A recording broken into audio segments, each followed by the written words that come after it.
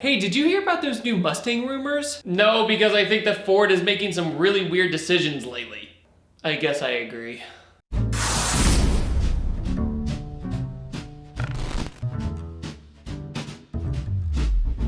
Ford is blowing my mind lately, but the decisions that are being made by some of Ford Performance or Ford Corporate are just strange. The reason I say that is because there are now rumors of a four-door Mustang happening. And I look at my Mustang, because that would look really weird, like me growing another pair of arms. The Mustang to me has always been a coupe and pretty much should always be a coupe. If you think about it, other than the Ford GT, they don't have any other two-door sports cars anymore. Pretty much everything else is phased out. Everything from the Thunderbird of years ago up to the Focus and Fiesta STs. With the hatchbacks being phased out of Ford's lineup, then all of a sudden they're more interested in doing another four-door.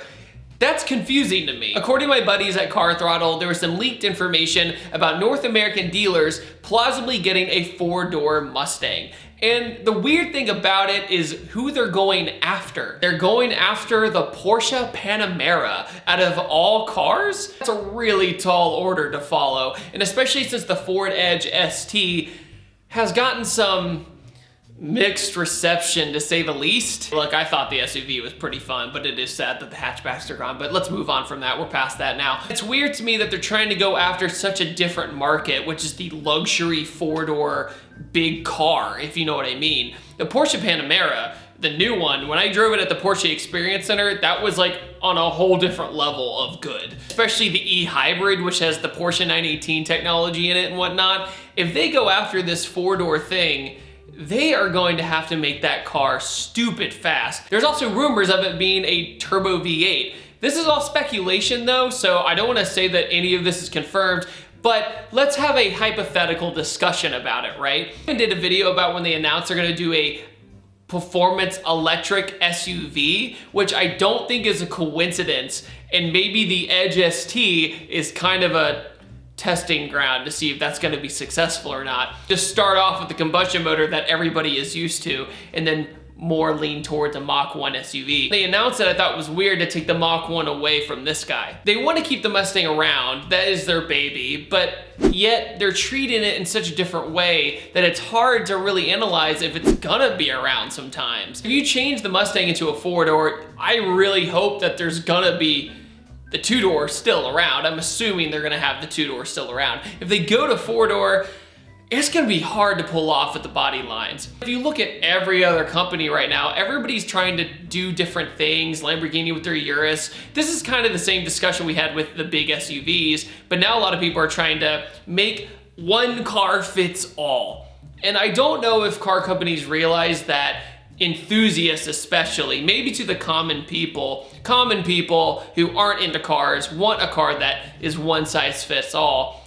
We don't really care that much. We want a car that performs well, that's fast, enjoyable to drive. We don't care if it has two doors or not and it's limited on space. Mach 1 SUV being announced, the Ford Edge ST coming out, and a lot of people hating on it. Donut Media actually made a really good point about the Ford Edge ST. Had they put the Raptor EcoBoost motor in that car, I think a lot more people would have opened their eyes more to that situation, instead of being told that it was a turbo fusion engine instead. You have that Raptor repertoire or reputation that gives it a little bit more credibility to be a fun car to drive, because we all know that the Ford Raptor is a great freaking truck. The same thing goes to the Mustang, is that say this new four-door Mustang has a turbo V8 that's unproven. That'd be very interesting, but also another completely different direction for Ford. They pretty much have never really done a turbo V8 in almost any of their cars. To plausibly be making a four-door Mustang GT along with a turbo V8,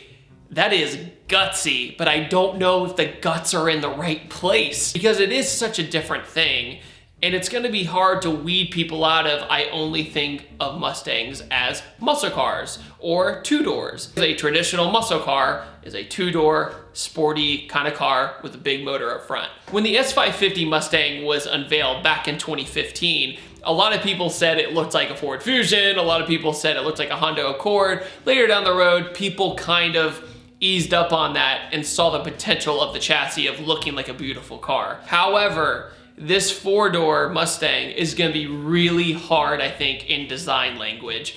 If you're able to add on another 2 doors, how are you gonna get that back hatch line as smooth as a 2-door? Is it gonna be bubbly and bloated like the first gen Panamera? Because I did not like the first gen Panamera. The latest gen Panamera is a really cool looking car. And when you sit it next to a, say, Porsche Cayman or something like that, which is a beautiful 2-door sports car, you're like, oh yeah, I wanna drive that thing. I don't care if the other one's faster. Because there's a sense of something being nimble and sense of something being a little more special when it has the 2 doors. It's just such a weird moment in this company's history. I feel like more and more every day I hear that they're gonna be trying this or trying that. And with the new GT500 about to be out, it's gonna be interesting to see the evolution of the Mustang in the next 5 years. Before we know it, guys, I have a feeling there's gonna be an electric sports car from Ford in the next 10 years. But I think they're trying to ease people into all their cars into a one-size-fits-all kind of demographic. Since the Focus and the Fiesta ST didn't really work out in the United States, which is tragic. It really is. I'm wondering if they're just trying to enter demographics they never tried before. But at the same time, I think that Ford needs to realize who they are. Recently, Ford had a change in leadership because they wanted to be more technologically innovative and they wanted to go away from more of the old school stuff and they want to be ahead of the curve. But if you think about it, a lot of the stuff is behind the curve. Porsche Panamera and some of the Audi 4-doors, I mean, they've been doing this forever. You know, they took a brand with Quattro, for example, and made like the RS7, a crazy 4-door fast sedan. Could the Mustang be a fast 4-door? I mean, I don't see why not, but it's gonna be heavier. It's gonna be weird looking, I feel like. It's just, I'm not sold on the idea yet. And nor should I be. It's one of these times where a car rendering comes out and we all assume it's gonna be ugly. The new McLaren has caused so many people to be like, that car's gonna be so ugly, but I guarantee you in like 2 years, people be like, oh my God, that car's so beautiful.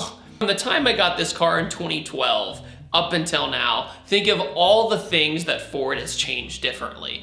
Cars have come and gone like crazy, and it's really sad. And then they pitch out these weird ideas and announce these new ideas. Maybe they have marketing mad scientists somewhere in the company that we don't know about, that this is where the trend is going for the mass market, because enthusiasts are kind of left out to dry when it comes to money making, because we are not the majority. Ford sells trucks and they sell Mustangs. I have a feeling that the 4-door Mustang is gonna be the compromise car.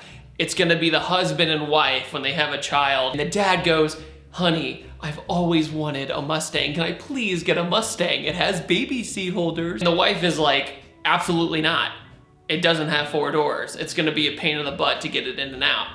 But as soon as they go, hey, they just came out with a 4-door version, can I get that? When you put it in that aspect or that perspective, that's where I see the 4-door Mustang taking hold and making progress. If you do look at it in that light, it's almost a no-brainer if you think about it. If you look at it from an enthusiast light, it makes no sense if you think the car is gonna be ugly. But we couldn't be farther apart on opinions, I don't think. Even Aston Martin couldn't pull this off to take on the Panamera. They did the Rapide, which is this wonky looking 4-door. I'm scared that it's gonna be the Mustang Rapide. That's my #1 fear. Financial flop, and nobody wanted it. But it's gonna be a very weird progression. So on that note, guys, I'm gonna leave this question off to you. Would you consider buying a 4-door Mustang? Please leave it in the comment section below. I cannot wait to see you guys. Make sure to have a nice, healthy debate about this. I upload every Tuesday, Thursday, and Saturday. Make sure to hit the button and the bell,